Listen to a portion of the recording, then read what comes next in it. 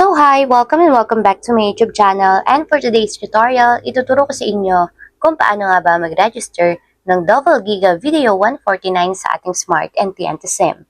But first, kindly subscribe to my channel and don't forget to hit the subscribe button and the bell to notify you for my new updates. And if you want to learn more, just keep on watching and let's start.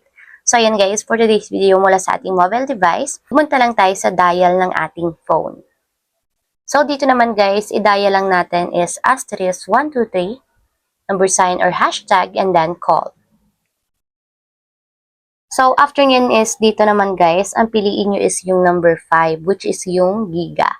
So, type natin yung number 5, and then send. And number 2 guys, yung piliin natin dito, yung double giga plus. So, type natin yung number 2, and then send. So, piliin natin guys yung number 1 which is yung double giga video. So, type natin yung number 1 and then send.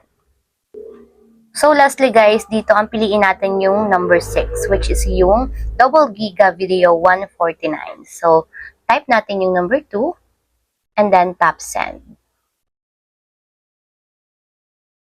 So, ayan guys, sabi dito is kapag daw nag-register tayo ng double giga video 149, makakakuha tayo ng total of 20 gigabytes. So, meron tayong 2 gigabytes video para sa araw-araw, good for 7 days. So, bali, 14 gigabytes na yun, guys. Plus, bukod pa doon, meron pang free na 6 gigabytes para sa data and then only calls and text na yan, guys. Good for 7 days. So, worth of 149 pesos only. So, para ma-subscribe, type natin yung number 1 and then send.